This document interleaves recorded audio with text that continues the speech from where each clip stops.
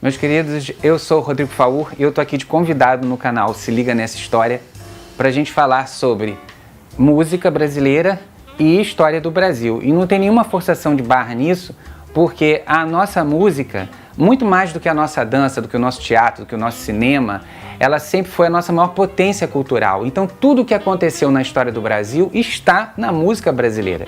E inclusive eu já fiz um livro sobre a história sexual da MPB, que é esse aqui, quer dizer, tudo que se passou com seu avô, com seu bisavô, com a sua mãe, com a sua filha, tudo está na música brasileira retratado ou na imagem dos artistas ou nas letras das canções, né? Ou nas danças, né? Da mesma maneira, o jornalista Franklin Martins fez um livro sobre a história da política brasileira e a música. Foram 3 volumes desse livro aqui, que é muito bom, que é o Quem Foi que Inventou o Brasil. Então, eu vou começar falando da época da República Velha. Vocês sabem que a música brasileira começou a ser gravada em 1902, né? Então aí as músicas começaram a ficar mais, assim, mais populares, assim, né? Porque antes você só tinha ou a partitura, né? Ou o próprio assovio das pessoas para poderem divulgar a música numa época que não tinha nem gravação e nem rádio, né? Então, lá pelos anos 20, na época da República Velha, por exemplo, a gente teve um presidente chamado Arthur Bernardes, que governou o Brasil entre 22 e 26.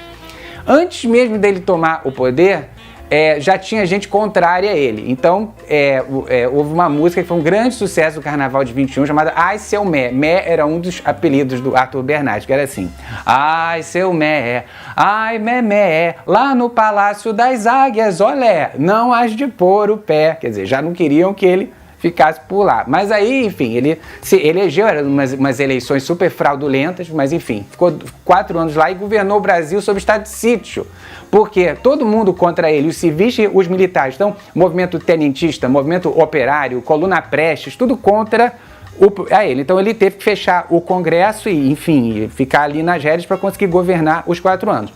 Quando ele saiu, houve uma revista, quer dizer, porque o teatro de revista e o carnaval eram grandes momentos, assim, da sátira política, né? Porque os costumes eram muito rígidos na época. Então, no carnaval, a coisa ficava um pouco mais né, despojada. E também o teatro de revista, que era um estilo de espetáculo que você contava tudo o que aconteceu no ano. Então, teve uma revista, que eu até tomei nota aqui do nome, que é muito legal, que se chamava Vais Então, Luiz, que era uma brincadeira com o nome do sucessor dele, Washington Luiz. E nessa revista, os compositores fizeram uma música chamada Passarinho do Mal, porque um outro apelido dele, além de Mé, desse Arthur Bernardes, era Rolinha. Então, de Rolinha, ele passou a Passarinho do Mal. Então, como era uma música meio acaipirada, era Passarinho do Mar. Então, a música era assim: passarinho do mar tava cá, não havia maneira de enxotar. Meu roçado de milho secou, meu cavalo de sela mancou, meu cachorro de caça danou, minha sogra de longe voltou. Então, tudo que, assim, o passarinho do mar era um caos, né? Assim, ele dava um azar danado, né? Então, ele representava tudo de ruim, que era esse Arthur Bernardes. De 29 a 32, o nosso país, assim, passou por uma grande revolução. Foi, assim, em 30 teve a Revolução, né? Que tirou essa República Velha, né? E então, foi um outro tipo de república. Então, de 29 a 32, mais de 60 músicas políticas foram feitas, né? Não, assim, então os nossos compositores botaram toda a criatividade para fora. 2 anos depois da Revolução Constitucionalista de 32, houve, assim, umas pessoas que se insurgiram contra o regime. E aí, já no Carnaval de 33, isso apareceu. Por quê? Porque já havia uma pressão popular para que o Vargas, né, o presidente Vargas, que tinha assumido em caráter provisório já, né, e depois permanente, que ele anistiasse as pessoas, né, que foram contra esse governo, né, que foi homologado logo depois da Revolução. Então, o Braguinha fez uma música chamada Trem Blindado.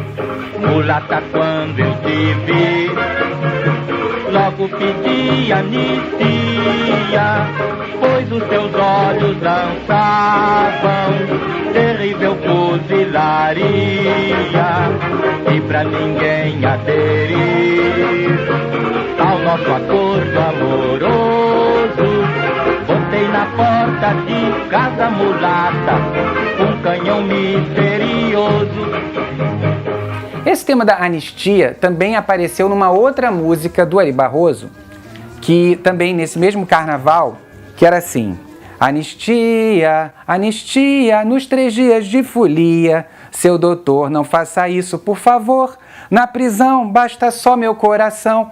Então, assim, já tinham vários compositores que já falavam desse tema da anistia política já lá na década de 30. A partir de 34, o governo Vargas, ele começou a ter, digamos, 2 opositores, um mais para a esquerda, outro mais à direita. Então, assim, tinha a turma da ANL, da Aliança Nacional Libertadora, que era o pessoal simpatizante do socialismo e do comunismo, e tinha uma outra parte que era dos integralistas, que eram as pessoas simpatizantes do fascismo, que estava começando a rolar, com Mussolini na Itália, e depois com Hitler e aquilo. Em 37, acabou que o Vargas pegou assim, começou a dizer assim, começou a arrastar asa para os integralistas, porque ele logo declarou a ANL ilegal, mas quando ele resolveu decretar o Estado Novo, em 37, ele resolveu se afastar dessa gente. Então ele neutralizou a oposição e fez o que ele bem queria. Nesse clima tenso em que havia tanto a parte da esquerda quanto a da direita,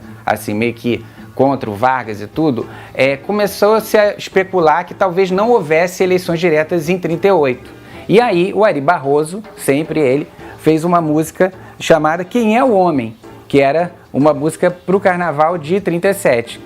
Porque assim, quem será esse cara que vai se eleger? Será que ele não ousava dizer o nome para não ser preso? Quem é o homem? Eu não digo não. Quem é o homem? É uma interrogação. Eu sei quem é, mas não quero dizer. Gostei do dedo da polícia me prender. Mas nem tudo se resumia a Getúlio naquele tempo. Um personagem que ficou assim no imaginário de todo mundo na década de 30 foi o cangaceiro Lampião. Por quê? Porque ele parecia ser um bandido invencível, porque ele, assim, desde os anos 20 até 1938, quando finalmente conseguiram fazer uma emboscada em Alagoas e matar ele, junto com a mulher dele, a Maria Bonita, ele era um cara que, assim, passeou por 8 estados do Nordeste tocando o terror. Então, assim, ele invadia fazendas, ele saqueava, ele roubava, ele, enfim, fazia de tudo. Só que ele ficou como uma espécie de Robin Hood, assim, do sertão, porque ele atacava sempre fazendeiros, sempre pessoas, coronéis, pessoas muito políticos, pessoas muito ricas e poderosas, e via aquela miséria toda passeando pelo Nordeste e repartia essa grana, dando para muita gente que passava fome, para muita gente que não podia. Então ficou esse mito do Lampião, né? E o cara mais novo desse bando do Lampião, ele era um cara chamado Volta Seca. E esse cara, por incrível que pareça, sobreviveu, enfim, a toda essa loucura que eram esses mais ou menos 50 homens que ficavam para lá e para cá, e a polícia e tudo, e já nos anos 50, 20 anos depois, gravou esse disco aqui, que era Cantigas de Lampião, e com as músicas que ele compôs naquela época. Uma delas, uma música muito bonita, chamada Acorda Maria Bonita. Acorda Maria Bonita, levanta, vai fazer o café, que o dia já vem raiando e a polícia já está em pé. Voltando ao Getúlio, em 37 ele resolveu então, como o Ari Barroso já pressentia naquela música que ele fez, Quem é o Homem, né? Ele realmente deu um golpe de Estado e aí fechou o Congresso e assim, a coisa em torno da imagem dele, que já estava começando a ser uma marca daquele tempo, assim, um culto à figura dele, ficou cada vez mais forte, né? E com certeza ele se inspirou também naqueles fascistas, né, de lá da Europa, que tinham aquela coisa do culto à personalidade, né? Com o golpe, lógico, assim, havia censura aos meios de comunicação e também às artes. Então os compositores não podiam fazer músicas de fundo político, como sempre faziam todo o carnaval, como faziam no teatro de revista. Aí o Vargas criou o DIP, o Departamento de Imprensa e Propaganda. E esse Departamento de Imprensa e Propaganda começou a achar que havia umas coisas no samba, né, que era uma apologia à vadiagem, à malandragem, que não combinava muito com o slogan do Estado Novo, sabe? Com o que eles queriam. Então, eles reuniram assim alguns sambistas, né, e falaram assim, olha, nós gostaríamos que vocês fizessem umas músicas falando do bem que o trabalho faz ao ser humano, sabe, ao brasileiro, que o brasileiro tem que trabalhar, tem que cooperar para a nação progredir, né? Assim, essa ação não chegou assim a limpar as impurezas do samba como eles pretendiam, entendeu? Mas deu certo assim, numa meia dúzia de sambas. Teve dois, assim, que apareceram mais nessa época. Então, um foi dos grandes sambistas negros, Ataúfo Alves e Wilson Batista, dois gênios do samba, que fizeram uma música linda chamada O Bonde de São Januário, que era assim: quem trabalha é quem tem razão, eu digo e não tenho medo de errar. O bonde de São Januário leva mais um operário, sou eu que vou trabalhar. Essa é uma música linda. E a outra música foi uma música também que o Ataúfo, junto com o Felisberto Martins, se inspiraram num boato que estava rolando que o governo iria dar uma grana para os pais de família que tivessem mais de 3 filhos. Aí eles tiveram a ideia de fazer uma música chamada É Negócio Casar. Oh, meu amor, o Estado Novo veio para nos orientar. No Brasil não falta nada, mas precisa trabalhar. Tem café, petróleo e ouro, e ninguém pode duvidar. E quem for pai de 4 filhos, o presidente manda premiar. É negócio casar. Por conta dessa censura que teve no Estado Novo, não teve como fazer muitas músicas políticas. E o Vargas era muito esperto, né? E ele começou assim, a ser muito querido pelo meio artístico. Então ele começou a fazer amizades. São assim, figuras do Bando da Lua, o Erivelto Martins, as irmãs Linda Batista e Dircinha Batista, eram pessoas que frequentavam o Palácio do Catete, né? Eram pessoas, assim, amigas do presidente, né? O Vargas ajudou as primeiras sociedades arrecadadoras de direitos autorais para os compositores, porque antes só havia a SBAT, que era a Sociedade de Autores Teatrais. Não havia um órgão arrecadador para música, então até isso ele ajudou a implementar, né? Então a coisa ficou mais ou menos neutralizada, mas como o brasileiro dá sempre um jeitinho, ele não ficou distante da música assim, política nessa fase do Estado Novo. Por quê? Ele percebeu que podia assim, dar uma escamoteada falando do contexto internacional, porque o Brasil estava prestes a entrar numa guerra. Havia essa possibilidade lá por volta de 41. Então o que aconteceu? A Linda Batista gravou uma música sensacional que falava assim de um pesadelo que a pessoa, que uma pessoa estava tendo, assim, que a guerra podia explodir. Só que essa música, na verdade, ela tinha um pano de fundo que podia servir para o próprio Brasil, porque quem fosse contra o regime era preso, torturado e morto, como toda ditadura é assim. Então, essa música, apesar de falar da situação de fora, não deixava de falar um pouco da situação de dentro. Tanto assim que na década de 70 essa música foi regravada pela Maria Bethânia em plena era da ditadura da década de 70, da ditadura militar da década de 70.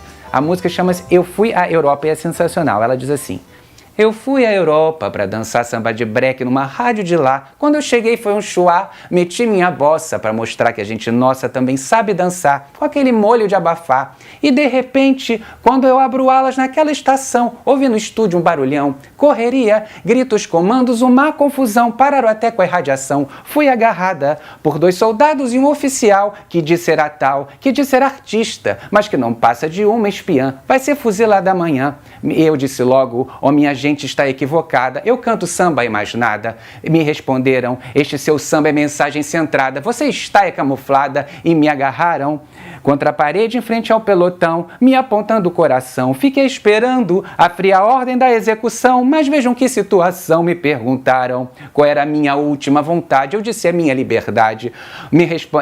Mas o oficial sacou a espada e levantou no ar, já ia me bombardear, e de repente a ordem fogo, o oficial exclama, eu acordei embaixo da cama, foi tudo um sonho, graças a Deus, um sonho e nada mais, eu vou deixar de ler jornais. Então essa música é sensacional, né? É bem aquele pano de fundo assim. Aí depois realmente o Brasil apoiou, né, assim, os aliados e entrou na guerra, mas isso já é assunto para o próximo programa, que eu também vou estar aqui no canal Se Liga Nessa História. Mas se vocês ficarem com saudade de mim, vocês podem ir no meu canal, Rodrigo Faur Oficial do YouTube, que eu tenho o programa MPB com tudo dentro. E é um programa que eu faço entrevistas com grandes cantores e conto um pouco da história da música brasileira. Tem o link aqui embaixo, que vocês podem ver aqui na descrição. Então, até a próxima!